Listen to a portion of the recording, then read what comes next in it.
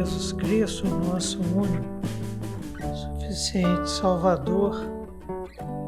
E hoje nós estamos na gravação da segunda aula do nosso módulo 3.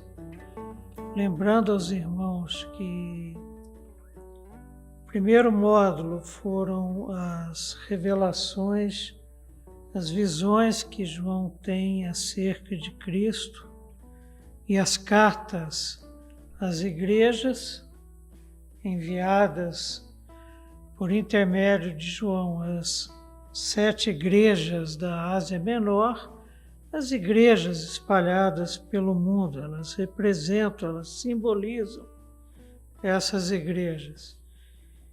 No módulo 2, nós vimos a abertura dos 7 selos, em preparação final para a abertura do livro. E agora nós estamos já com as trombetas, o toque das 7 trombetas. Na aula passada nós vimos as 4 primeiras trombetas e os anjos, cada um com a sua trombeta, sob o comando de Jesus Cristo, ao tocá-las desencadeiam o início do eschatom. Até então foi a preparação dos eventos finais do eschatom, quando ocorrerá a volta gloriosa e justa do Cordeiro de Deus, glorificado, como nós vemos até aqui, para resgatar os seus e julgar toda a humanidade.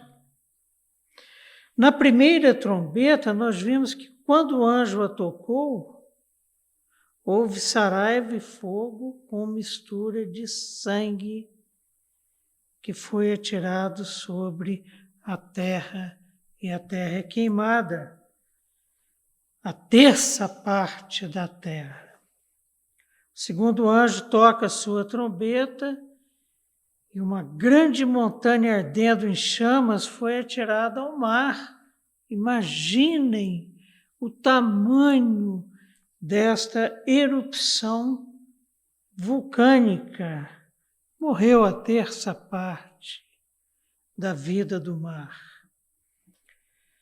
A terceira trombeta é tocada pelo terceiro anjo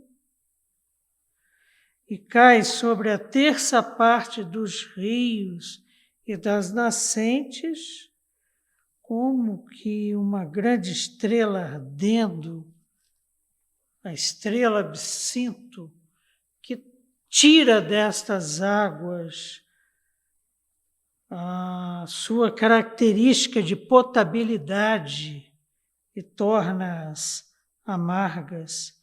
O quarto anjo toca a sua trombeta e há escuridão. A terça parte da luz que nos orienta foi abafada neste evento. E hoje nós então veremos a quinta trombeta. Por que essa divisão que demos? As 4 primeiras trombetas são juízos que recaem, que têm um impacto direto sobre a natureza. A partir de agora, as 3 trombetas restantes, que segundo o anúncio da águia que estava no meio do céu, no final do capítulo 8, que estudamos na aula passada, estas 3 trombetas, esses 3 ais, são juízos de Deus que impactuam diretamente a humanidade, mais especificamente os ímpios. O capítulo 9 até o verso 12, do verso 1 até o verso 12, trata da quinta trombeta, que é o tema de hoje da nossa aula. Quando o quinto anjo tocou a trombeta, eu vi, escreveu João, uma estrela caída do céu na terra. Dá para percebermos, por exemplo, que a ordem cósmica passa por tribulação no escatom. Mas que estrela é essa caída do céu na terra? E o interessante é que foi dada a essa estrela a chave do poço do abismo. Então, o toque da quinta trombeta é marcado por uma estrela que cai do céu, e a esta estrela é dada a chave do abismo.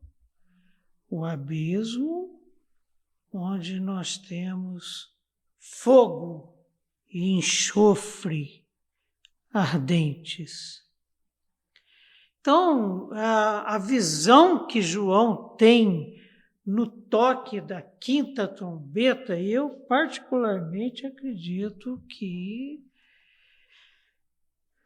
ouviremos o toque desta trombeta, como de todas as outras. E o que João vê primeiramente? Essa estrela caindo do céu na terra.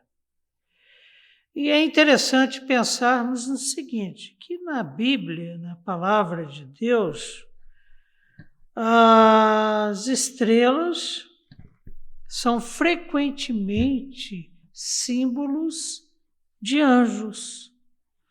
Isso a gente pode constatar, por exemplo, no livro de Jó, quando Deus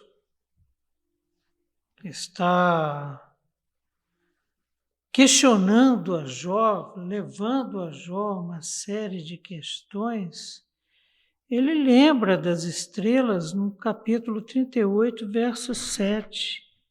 Enquanto as estrelas matutinas juntas cantavam e todos os anjos se regozijavam.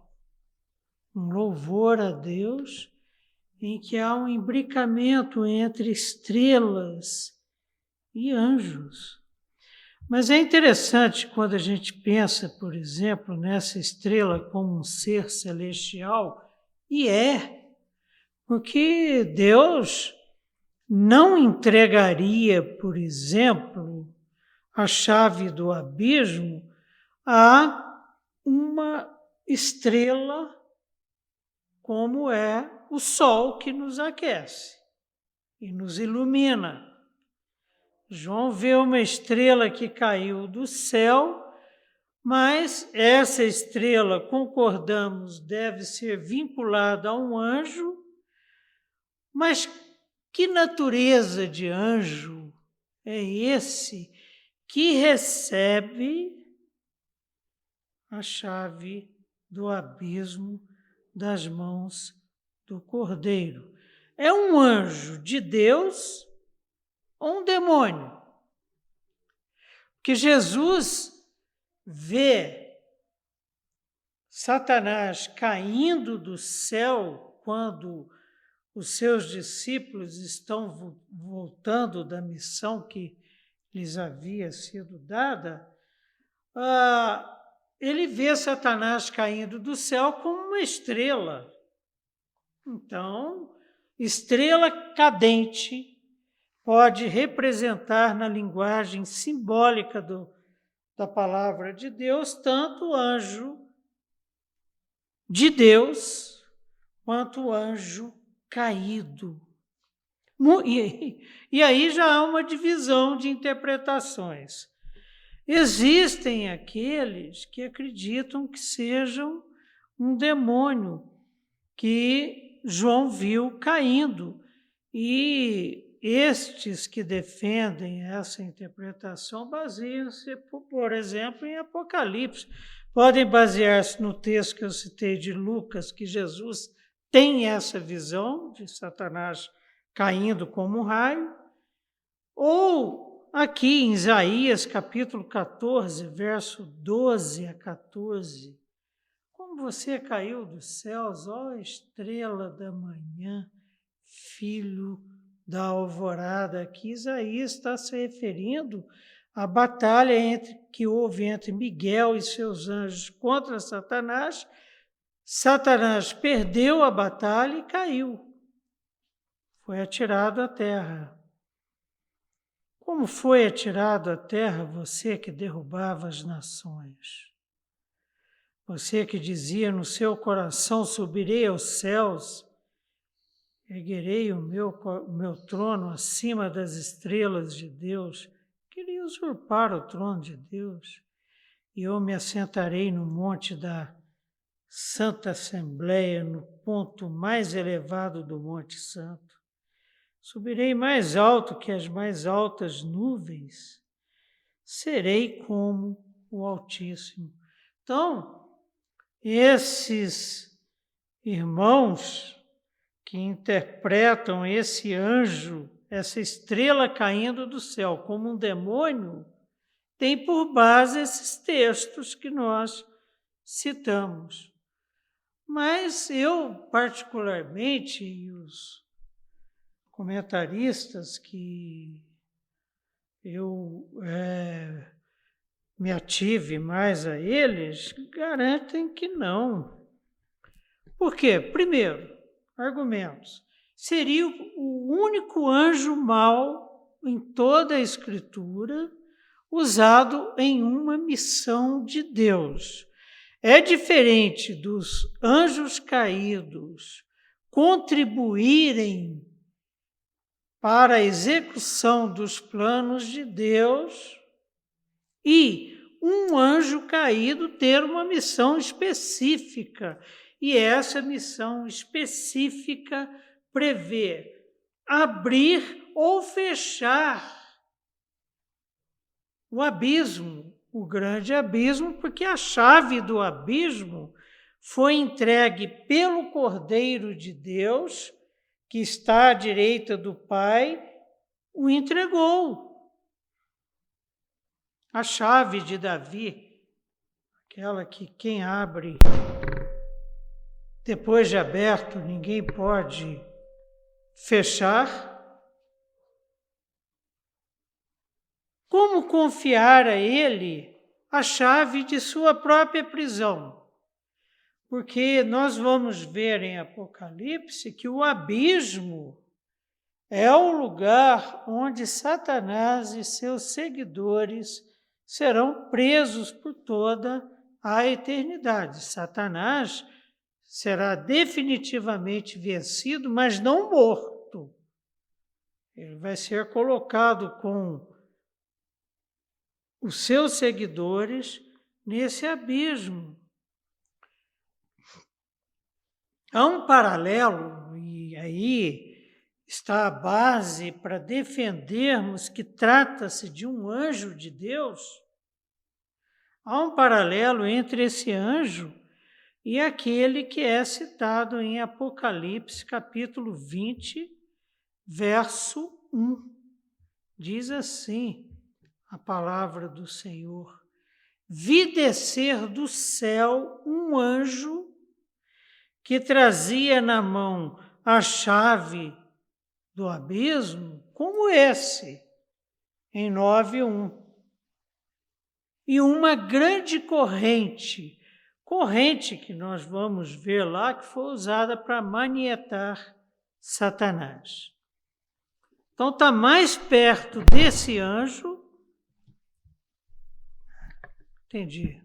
Desculpem, porque estava encostando a haste do microfone no computador. Formou-se um campo magnético e dando interferência. Mas perceberam, então, nós temos aqui essa situação. Esse anjo que João vê é um anjo que recebe das mãos do Cordeiro, que tem o controle absoluto nos fatos históricos do escatom. Então vejam bem vocês. Foi dado a ele a chave do abismo, o que denota controle absoluto de Deus sobre os eventos finais. Da mesma forma que nem um fio de cabelo cai da minha cabeça hoje, nem da tua, se não for pela vontade de Deus. Mas foi dado a esse anjo, por Deus, a chave do abismo, a chave das profundezas impenetráveis, por exemplo, do oceano. É um dos sentidos de abismo na Bíblia, né? Como aquela relatada em Gênesis 1, 2. Era a terra sem forma e vazia, trevas cobriam a face do abismo. O Espírito de Deus se movia sobre a face das águas. E esse abismo, ao longo da palavra de Deus, ele tem assim um sentido muito grande de caos.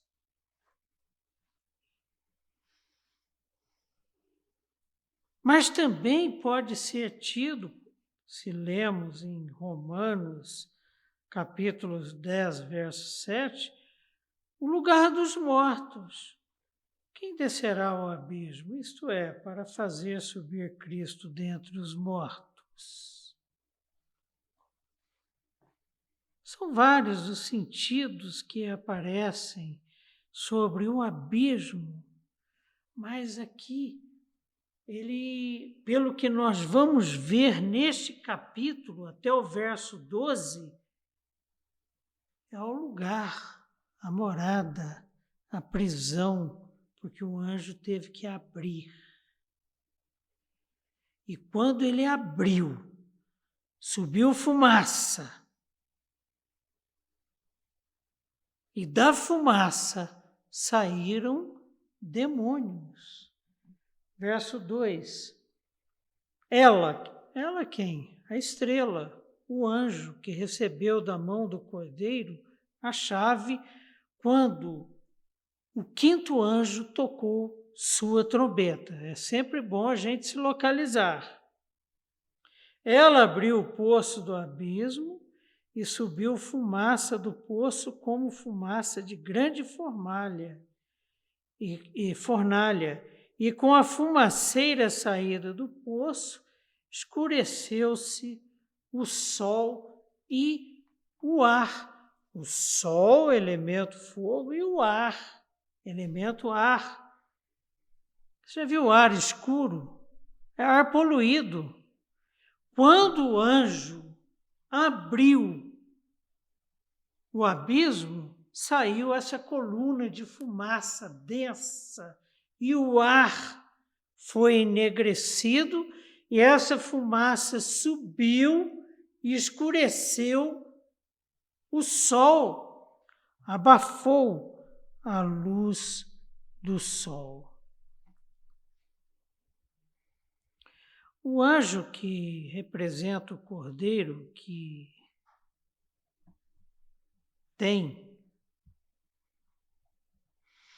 a chave de Davi, abriu o poço do abismo e sobe essa fumaça.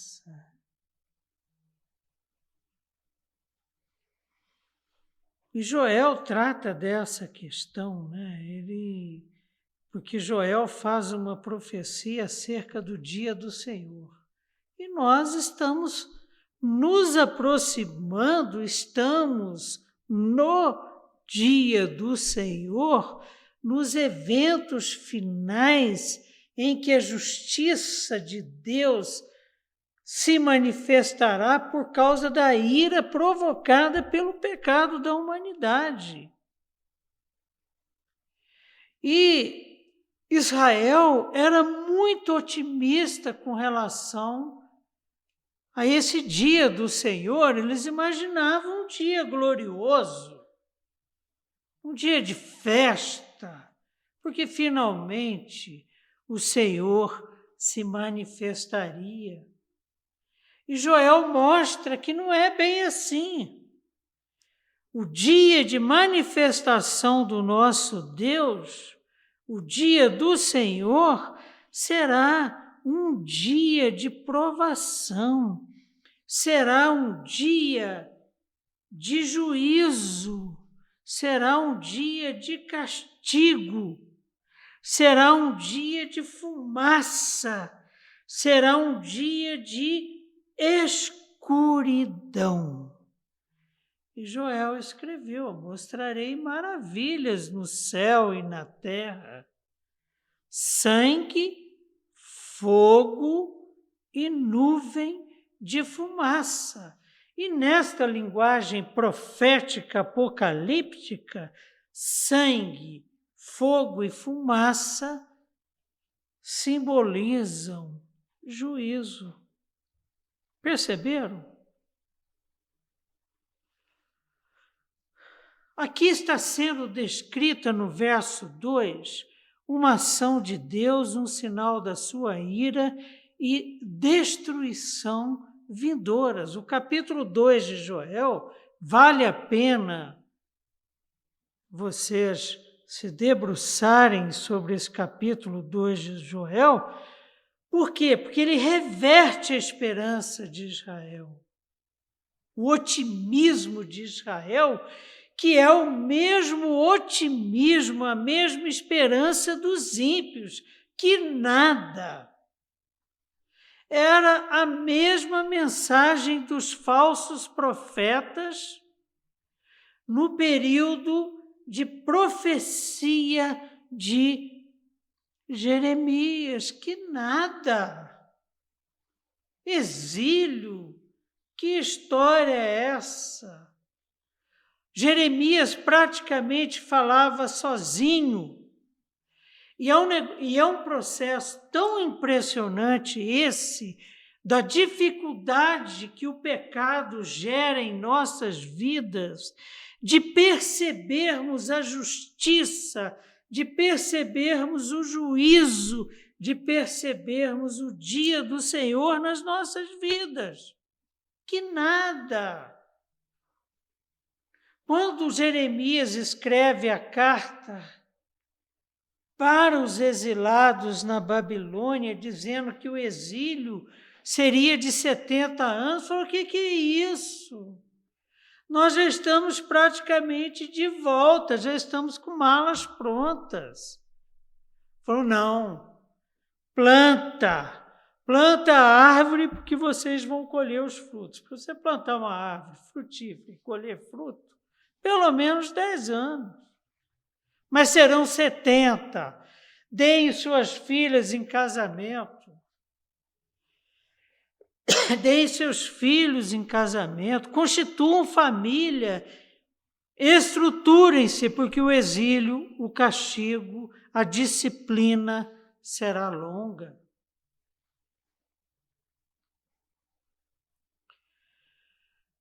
Isso é pensamento ímpio. Nós vimos que as almas dos mártires sob o altar clamam a Deus: até quando? E quando Deus responde, ele diz: até que o último escolhido seja salvo. E quando chega o dia do juízo, o juízo será sobre esses que afirmam que vai ser light, que vai ser uma balada, que vai ser uma festa. Isso é conversa de ímpio. Nós que somos filhos da graça de Deus e não estamos sujeitos aos castigos contidos no juízo, teremos sim razão para a celebração. Mas sobre os ímpios, meus irmãos, nós vamos ver hoje, no toque da quinta trombeta, o bicho pega. Até quando, Senhor, a tua justiça não será manifesta sobre aqueles que perseguem a tua igreja, que perseguem o teu povo, que geram morte, que geram peste, que geram todo tipo de mal que tem acometido a humanidade. No verso 3 nós vemos como isso que vai se dar. E a partir da quinta trombeta, a quinta trombeta é o primeiro ai, depois ainda vem 2, num crescendo. Também da fumaça saíram gafanhotos para a terra, e foi-lhes dado o poder como o que tem os escorpiões da terra. A partir do verso 3 do capítulo 9 de Apocalipse, nós temos a maior descrição de demônios que a palavra de Deus nos revela.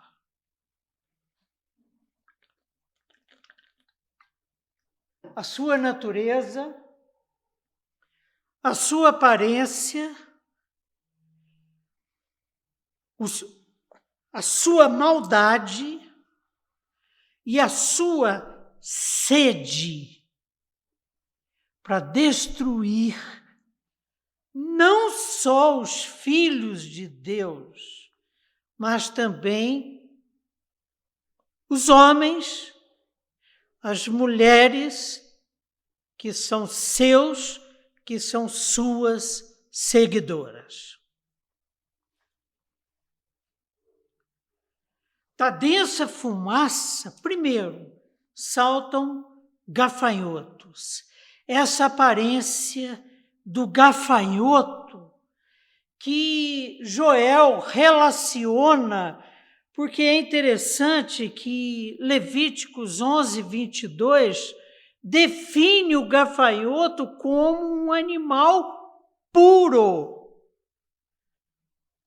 Elias. E o exemplo mais gritante na palavra de Deus, João Batista. João Batista vivia no deserto e se alimentava de mel e gafanhotos. Alimento puro. Mas os gafanhotos, eles têm por característica se alimentarem das plantas. E as plantas, elas estão na base da cadeia alimentar. Se você destrói a vegetação, você interrompe a cadeia alimentar, fome. Mas hoje nós sabemos que se você destrói a vegetação, você tem também problemas climáticos. Por que vocês acham que as nossas hidrelétricas estão passando por uma crise hídrica que não aconteceu igual em 96 anos? Destruição da vegetação.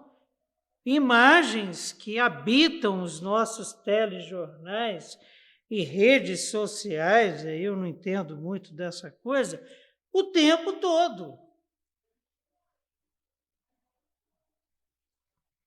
Da densa fumaça saltam gafanhotos destruidores.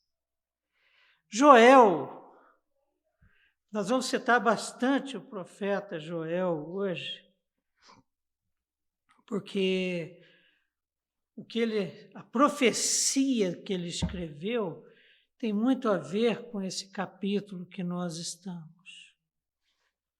E em Joel, capítulo 1, verso 3 e 4, Joel diz assim, escreveu assim, inspirado pelo Espírito Santo do Senhor.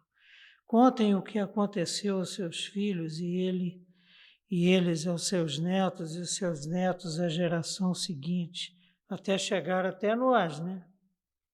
O que o gafanhoto cortador deixou, o gafanhoto peregrino comeu.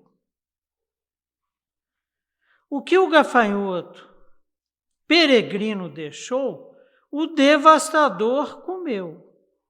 O que o gafanhoto devastador deixou, o gafanhoto devorador comeu.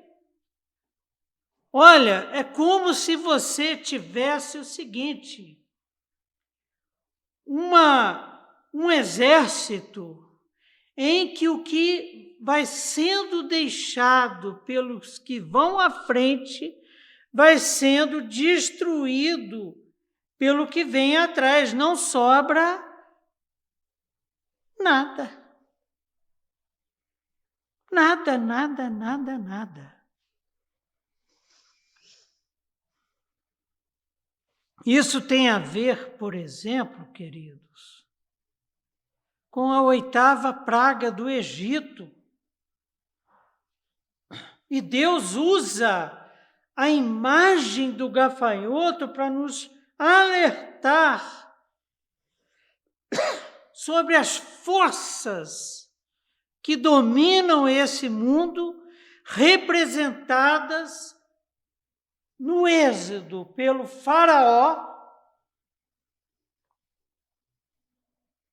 que forças estas desembocam nas pragas, e a 8ª praga tem a ver com gafanhoto. E aconteceu.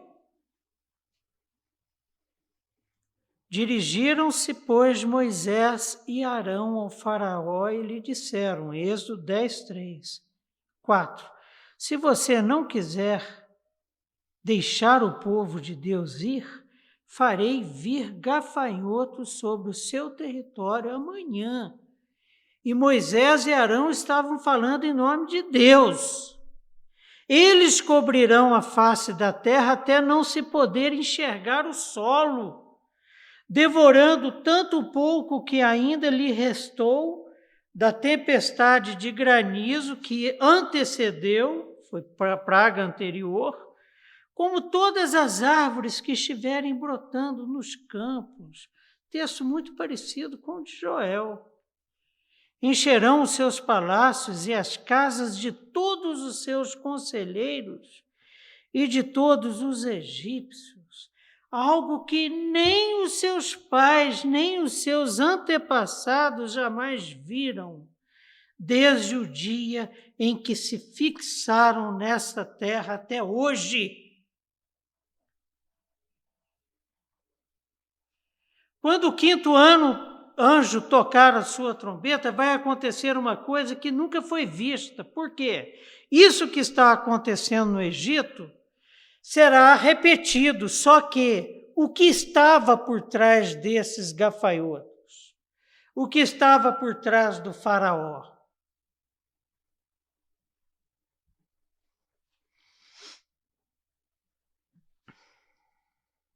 Os gafanhotos formam nuvens devastadoras. No toque da 5ª trombeta vai haver uma devastação da humanidade. E isso é alertado, inclusive, no antigo Moisés, lá em Deuteronômio, ele escreve. Em Deuteronômio 28, seus filhos e filhas não ficarão com você, porque serão levados para o cativeiro. Enxames de gafanhotos se apoderarão de todas as suas árvores e das plantações da sua terra. Isso é Deus falando O que os babilônios deixaram atrás de si no exílio? Sobrou nem o templo. Peças do templo foram levadas para a Babilônia. Inclusive, muitos dos nossos irmãozinhos israelitas acreditavam que Ciro era o Messias. Aliás, o ser humano tem uma facilidade muito grande em acreditar. Por quê? Porque ele deixou levar de volta para Israel os utensílios do templo.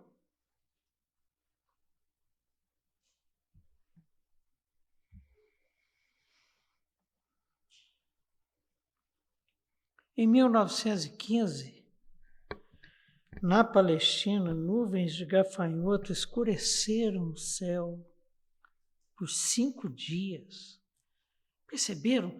É uma nuvem, é uma coluna que sai do abismo e há uma mistura de fumaça com gafanhoto. Aqui na Palestina, em 1915, a gafanhotada escureceu o céu, como a gente leu aqui em 9:1 e 2.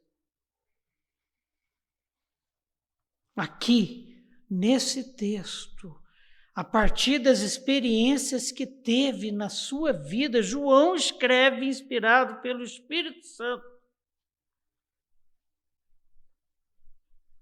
Os gafanhotos entram em cena, conforme a narrativa dos 12 primeiros versos do capítulo 9, para julgar os ímpios, para dar uma peneirada, para alertar e para que haja arrependimento. Uma coisa que nós vamos ver nas trombetas, nos 3 ais. O que Deus espera com isso? Arrependimento. Deus não se alegra com a morte do ímpio. Quem afirma isso não sabe o que está falando. E a gente tem que ter o maior cuidado, porque às vezes na hora que a gente está muito irado, muito indignado, a gente às vezes tende a orar pedindo a Deus, como João e seu irmão oraram pedindo, falaram, deixa que a gente faz descer um raio do céu que vai fulminar todo mundo aqui. Ele e o irmão foram chamados de filhos do trovão por causa disso. Mas a soberania de Deus está presente sobre os seus, os selados, e mesmo sobre os ímpios, para que eles tenham oportunidade de se arrependerem, coisa que se deixar na mão de demônio, que são os gafanhotos que saíram da nuvem de fumaça, emergiram dela, não sobra ninguém. Verso 4. E foi-lhes dito que não causassem dano à erva da terra, nem a qualquer coisa verde, nem a árvore alguma, e tão somente aos homens que não têm o selo de Deus sobre a fronte. 5. Foi-lhes também dado não que os matassem, porque se deixar, mata.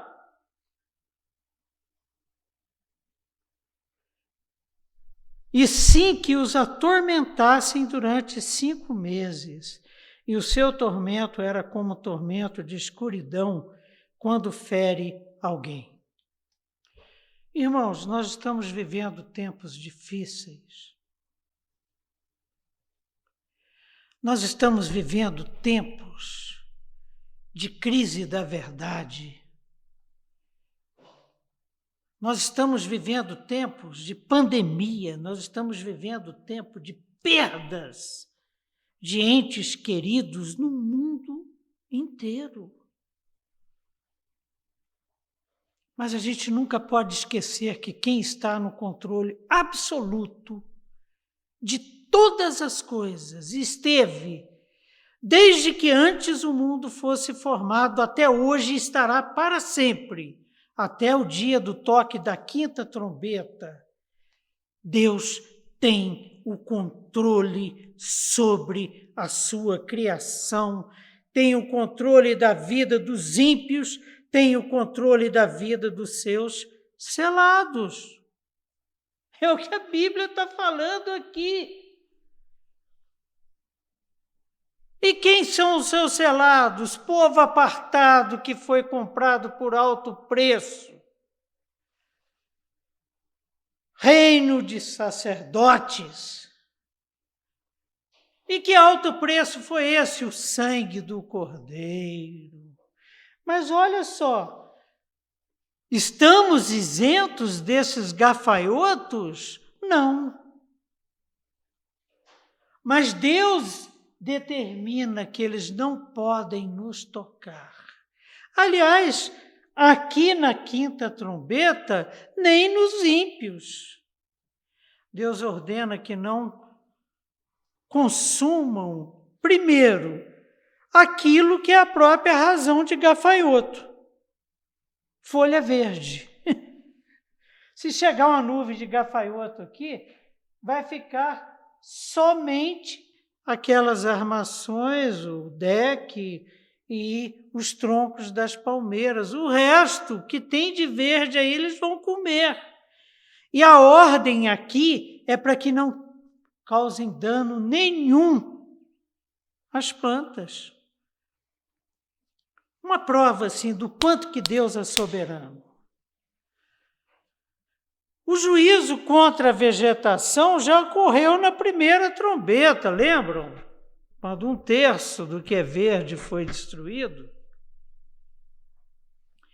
Durante os juízos,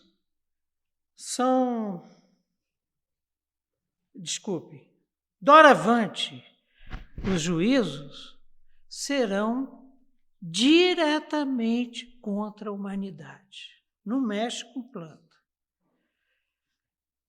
E não é todo mundo que faz parte da humanidade, não. Os selados são separados. O selo na testa garante que os santos pertencem a Deus e estão protegidos destes gafanhotos. Jesus Cristo, ele profetizou isso, né? Lucas 10:18, respondeu Jesus Cristo: eu vi Satanás caindo do céu como relâmpago. Eu lhes dei autoridade para pisarem sobre as cobras e os escorpiões. Esses gafanhotos têm cauda de escorpião. E sobre todo o poder do inimigo, nada lhes fará dano. Vocês estão selados pelo Santo Espírito de Deus. Jesus estava falando que será derramado sobre vós o penhor da vossa salvação. A garantia.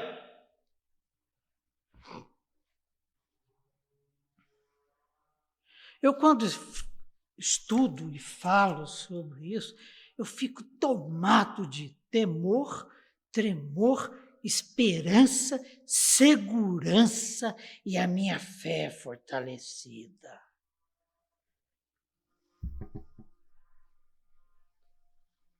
No Êxodo, o povo de Deus é protegido, meus queridos.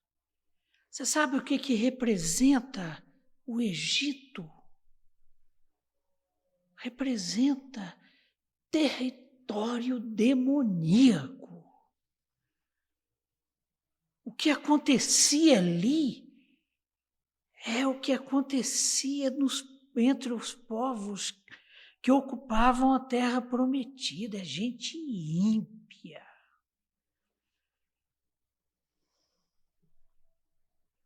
Êxodo 8, verso 22. Mas aquele dia tratarei de maneira diferente a terra de Gósen, onde habita o meu povo, que era onde se podia criar vaca e ovelha. Nenhum enxame de mosca se achará ali, para que você saiba que eu, o Senhor, estou nesta terra. Farei distinção entre o meu povo e o seu. Farei distinção entre a IPJB e o seu entorno. Palavra do Senhor. Palavra daquele que é. Eu sou.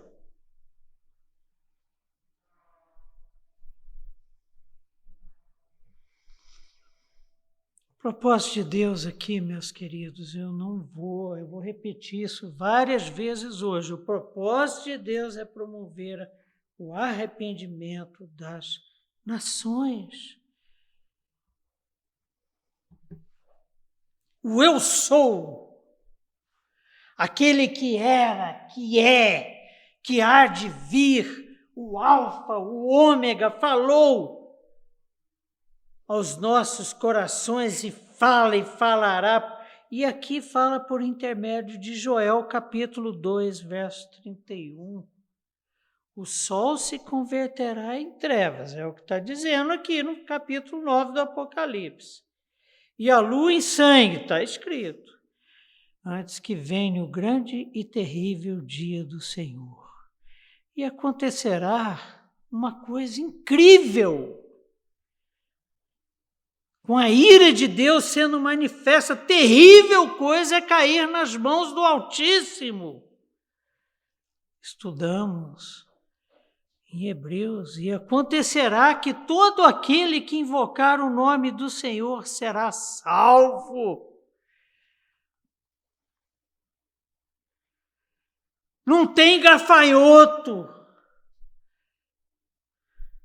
que toque, porque no Monte Sião, em Jerusalém, estarão os que forem salvos como o Senhor prometeu, e entre os sobreviventes, aqueles que o Senhor chamar. E João vê isso. No capítulo 14, ele vê o Cordeiro sobre o Monte Sião, em torno dele o louvando os 144 mil.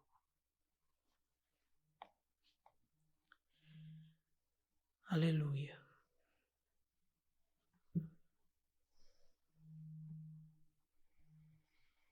Estou estranhando aqui porque não é o meu computador, eu estou sem meu mouse.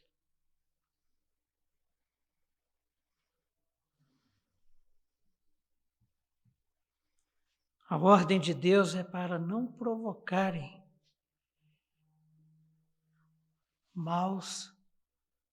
nenhum mal aos selados. E a ordem é para provocarem terrível dor aos ímpios por 5 meses.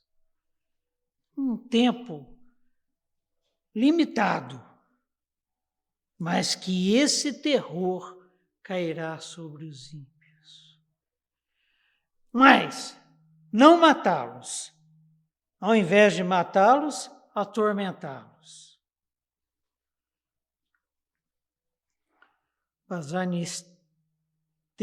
Zontai é o grego para atormentar por 5 meses. Tempo considerável e breve, né, meus queridos? Período de vida do gafanhoto, ciclo de vida de muitas das espécies de gafanhoto, 5 meses. Ou a estação seca na Palestina, que é a época em que as nuvens de gafanhoto aparecem. Porque a chuva destrói essas nuvens.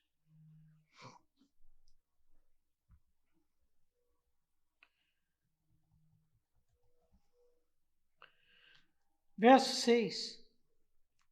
Naqueles dias os homens buscarão a morte e não a acharão. Também terão ardente desejo de morrer, mas a morte fugirá deles. Você já imaginou a pessoa sendo atormentada num nível de angústia terrível, busca a morte e a morte foge. Buscar a morte é buscar o suicídio. A busca pela morte indica o quê? Desejo de suicídio. Os estoicos, uma linha filosófica grega, o encaravam não somente como uma saída honrosa, mas, mais que isso, um controle sobre o próprio destino. Sinônimo, soberba.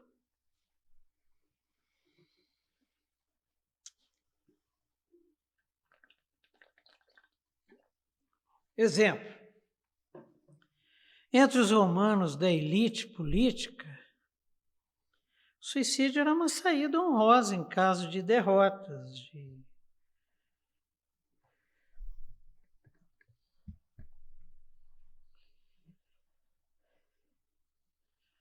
Mas a Bíblia traz exemplos de suicídios.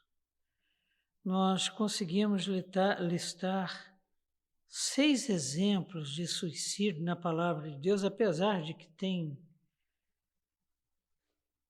pastor pregando aí que a Bíblia não trata de suicídio. Quando eu estava pesquisando sobre o assunto, veio no Google, né? Lá, pastor Caio Fábio, por exemplo, numa entrevista, ele afirma para o pai de um filho suicida que a Bíblia não tratava do tema. Mas nós temos aqui 6 exemplos. Interessante que os 6 exemplos, tanto no Antigo Testamento quanto no Novo, estão vinculados à questão da soberba. Lembrando que depressão leva ao suicídio. E a depressão é um problema relacionado, até onde eu conheço, aos neurotransmissores. Então, há uma confusão entre os neurotransmissores, mensageiros químicos que interligam neurônios, mistura, confunde tudo, a vida perde sentido e a pessoa deseja a morte. Não é o caso aqui, tá? Os exemplos que nós temos na palavra de Deus, o primeiro deles é Abimeleque. Abimeleque, 9:54, ele, como rei, domina uma cidade e da muralha uma mulher joga uma pedra de moinho. Vou ser bem sucinto. E qual é o problema de Abimeleque aqui? Ele não admitia ser morto por uma mulher. O que vão dizer de mim? Só que ela tirou a pedra e bateu na cabeça dele, rachou a cabeça dele. Imediatamente ele chamou o seu escudeiro, isso está em Juízes 9:54. E lhe ordenou: tire a espada e mate-me, para que não digam que uma mulher me matou. Então o jovem o atravessou e ele morreu. Suicídio. Ele pediu, falou. A mesma coisa aconteceu com Saul. Nós vimos a história de Saul no nosso curso de Davi, um homem conforme o coração de Deus. Em 1 Samuel 31:4, nós temos a narrativa do suicídio de Saul. Ele estava sendo pressionado pelos filisteus e eu vou ser morto por esses incircuncisos. Tire sua espada e mate-me com ela, disse, da mesma forma que Abimeleque, Saul para o seu escudeiro. Só que o escudeiro de Saul, ao contrário do escudeiro de Abimeleque, amarelou. Mas seu escudeiro estava apavorado e não quis fazê-lo. Saul, então, pegou a própria espada, tirou da bainha, né, e jogou-se sobre ela, suicidou-se. Por conta dos descaminhos que ele trilhou.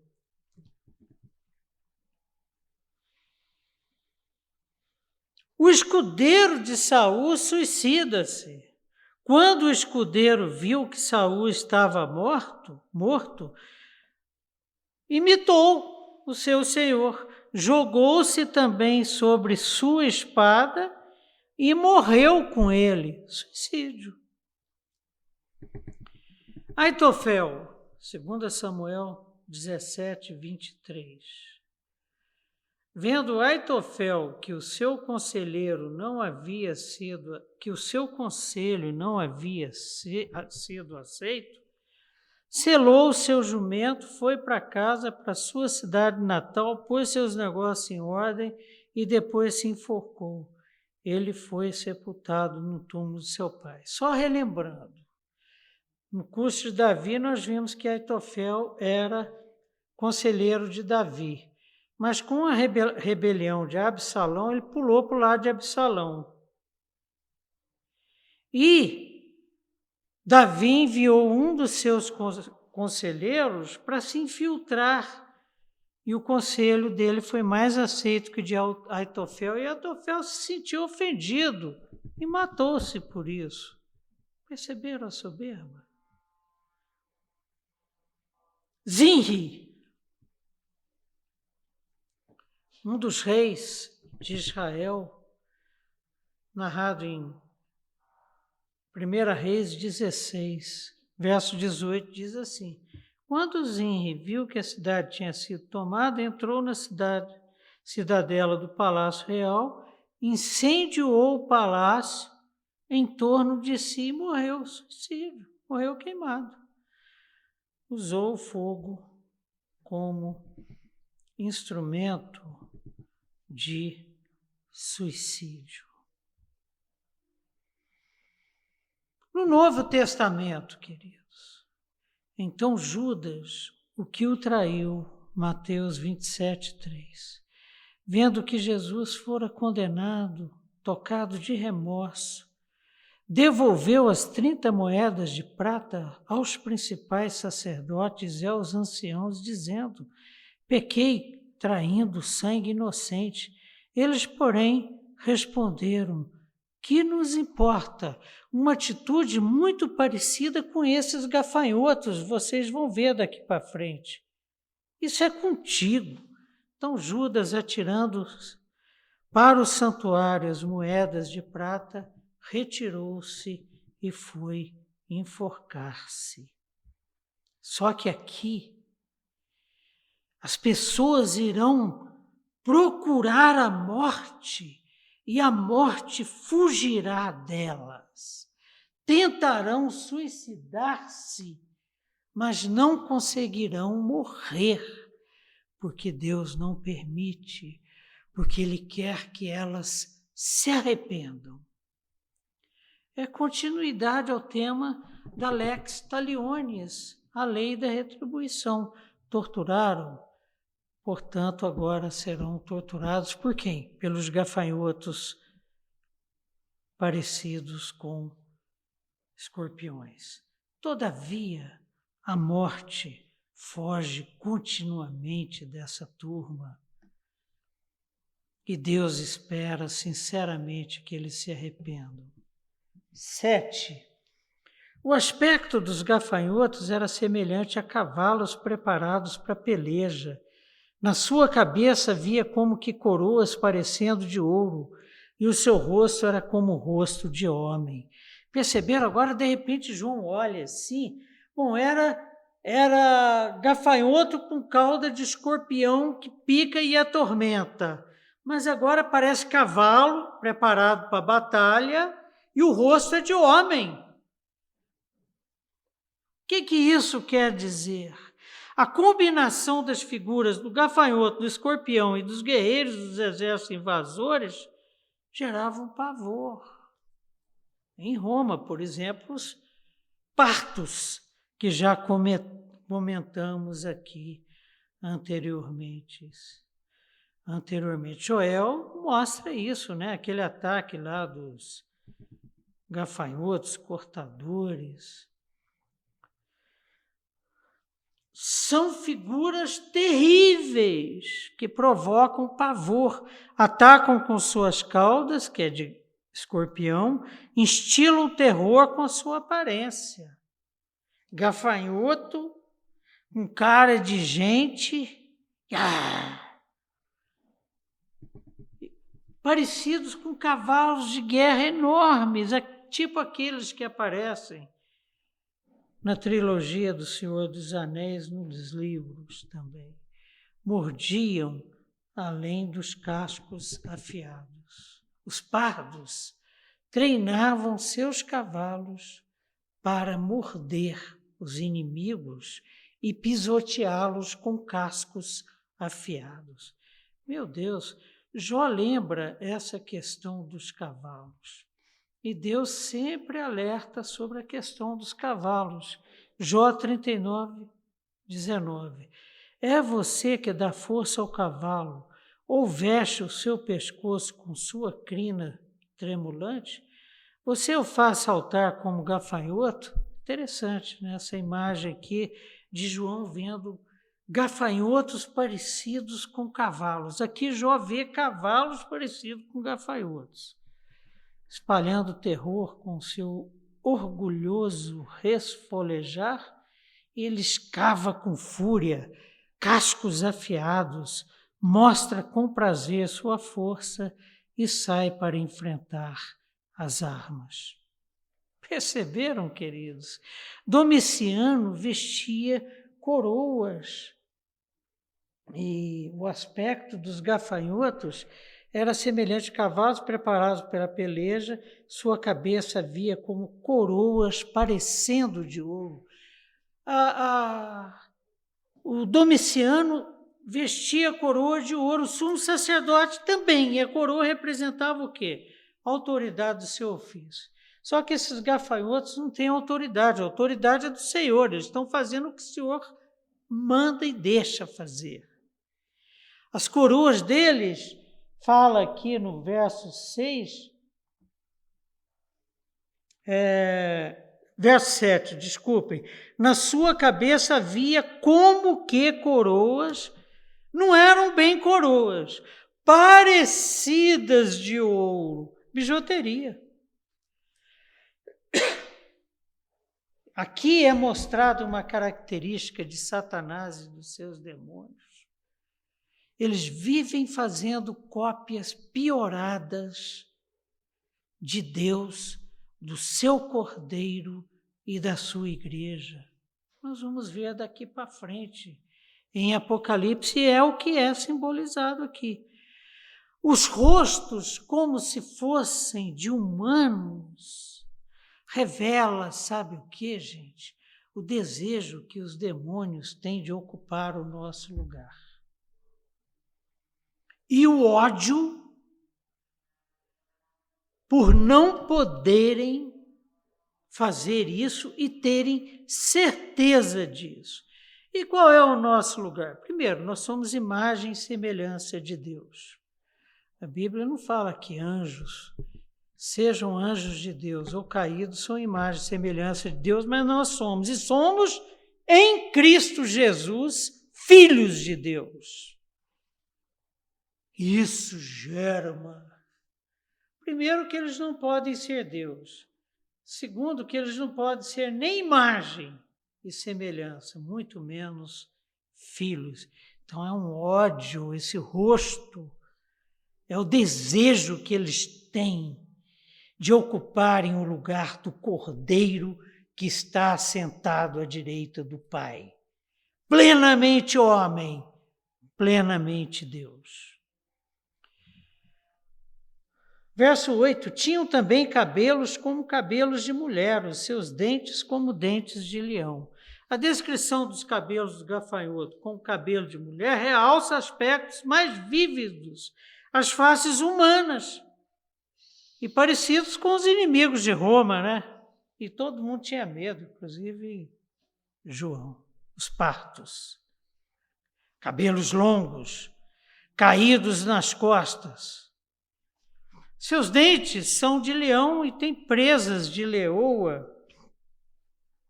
Os seus dentes como dentes de leão.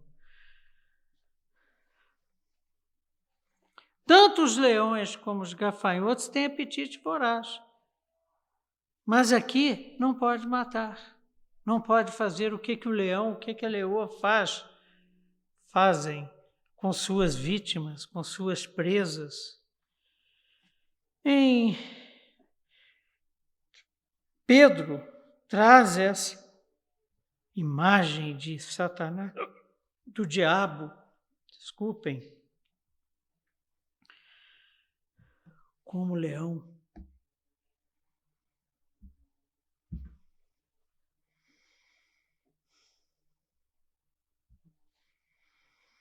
Sejam sóbrios e vigiem, diz Pedro na sua primeira carta, capítulo 5, verso 8. O diabo, o inimigo de vocês, anda ao redor como leão, rugindo e procurando a quem possa devorar. Na segunda carta de Paulo a Timóteo, capítulo 4, 17, também. Mas o Senhor permaneceu ao meu lado, permanecerá ao nosso lado, e não tem gafanhoto com cara de gente, coroa de bijuteria, cauda de escorpião, couraça parecendo cavalo de guerra e casco afiado que possa nos tocar. Porque o Senhor permaneceu ao meu lado, escreveu Paulo, e me deu forças para que por mim a mensagem fosse plenamente proclamada e todos os gentios a ouvissem. Eu fui libertado de quê? Da boca do leão.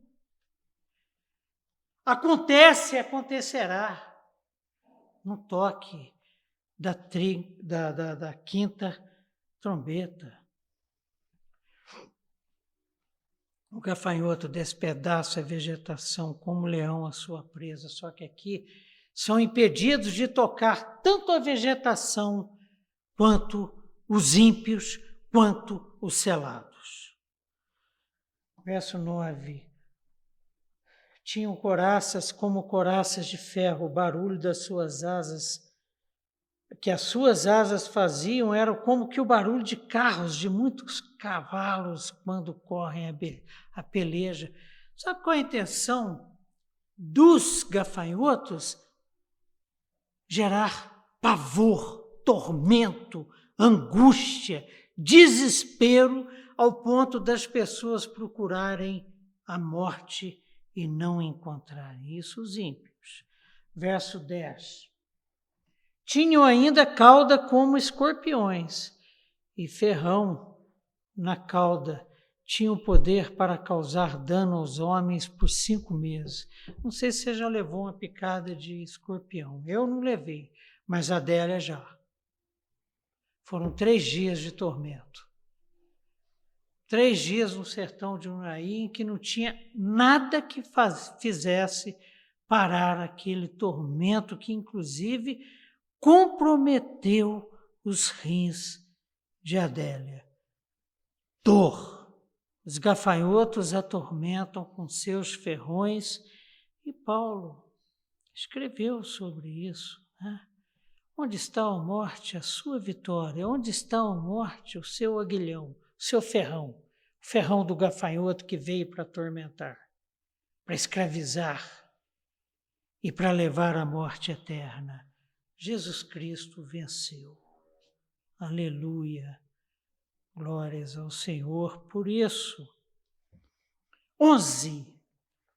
E tinham sobre eles como seu rei o anjo do abismo, cujo nome em hebraico é Abaddon e em grego Apolion. Esses 2 nomes que o rei do abismo, que comandava esse exército de gafanhotos, provavelmente primeiro escalão de Satanás,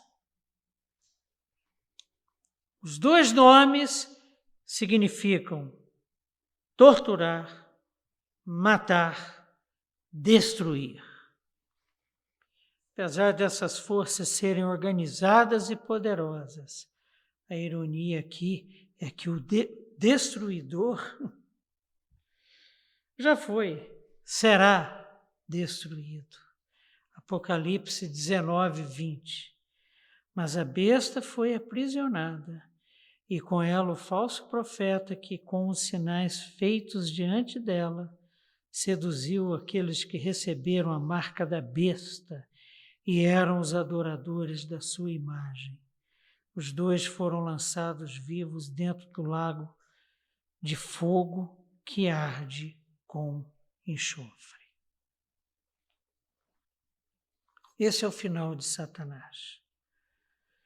O tormento, lex talionis, o tormento que ele gerou na vida dos filhos de Deus, na vida da imagem e semelhança de Deus durante a história da humanidade, ele vai viver pela eternidade. E junto com ele, os seus seguidores. Nós seremos protegidos desses tormentos provocados pelos gafanhotos e reinaremos com Jesus Cristo diante do Pai, na presença do Espírito, por toda a eternidade.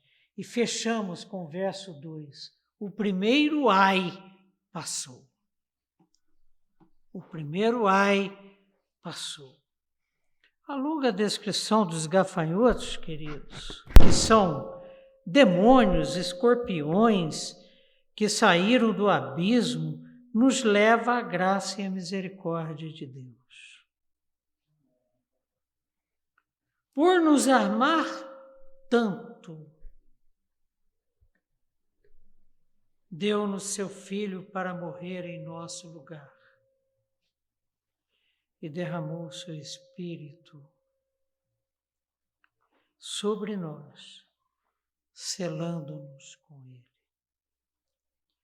Os gafanhotos, queridos, perseguirão e atormentarão os seus próprios seguidores. Quem serão os atormentados por esses gafanhotos, demônios, escorpiões que estudamos? Os seguidores desses demônios, aqueles que foram atrás do trio elétrico, porque pensavam que estavam vivos. Mas esses gafanhotos não nos tocarão, porque temos, graças a Deus por isso, a paz que excede a todo entendimento, porque o Espírito de santidade de Jesus Cristo, o Espírito Santo de Deus, escolheu levantar o seu trono em nossos corações. Amém. Vamos orar. Senhor nosso Deus e Pai, Pai de amor, graça e misericórdia.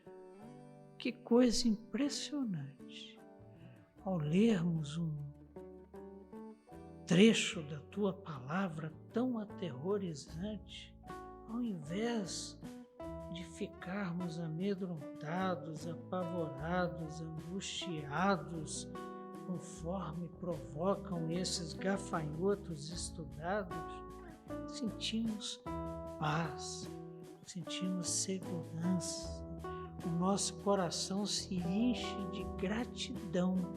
Por quê? Porque o Senhor não mediu nenhum esforço para que nós, os teus filhos, fôssemos selados e imunes a esses gafanhotos. E mais, Senhor, aquelas pessoas que amamos, pelas quais oramos por nossos filhos, muitas vezes por nossas esposas, maridos, amigos, para que sejam alcançados por essa graça salvadora e libertadora maravilhosa. Além de nos garantir essa salvação e essa proteção, o Senhor permite sobre a vida do ímpio o tormento provocado por esses gafanhotos. Sabe para quê, Senhor? Para que eles se arrependam, porque todo aquele que invocar o seu nome, estudamos hoje, será salvo. O Senhor não se alegra na morte, na perdição do ímpio, mas o Senhor quer salvação, o Senhor quer vida eterna. Muito obrigado por isso, Senhor. Te agradecemos por essa tarde, te agradecemos por esse estudo e pelo impacto que ele tem sobre as nossas vidas, de nos apropriarmos dessas verdades e vivermos no meio dessa pandemia, dessa crise econômica, de tudo quanto é natureza que estamos atravessando, firmes, seguros nas tuas promessas, porque em Cristo Jesus todas elas já são sim. E é no nome dele que oramos. Amém. Queridos, queridas, muito obrigado pela atenção e pela paciência hoje. Como eu falei, eu nunca encontrei na palavra de Deus um estudo acerca dos demônios tão extenso e importante quanto esse, que traz características desses anjos caídos que devemos conhecer até para que não estejamos vivendo à mercê deles. E eu quero exortá-los a nos mandarem as suas dúvidas, críticas, sugestões, e o André vai receber ali no chat. Nós teremos o maior prazer em responder a cada um de vocês. Muito obrigado. Até semana que vem, se Deus quiser. Um beijo.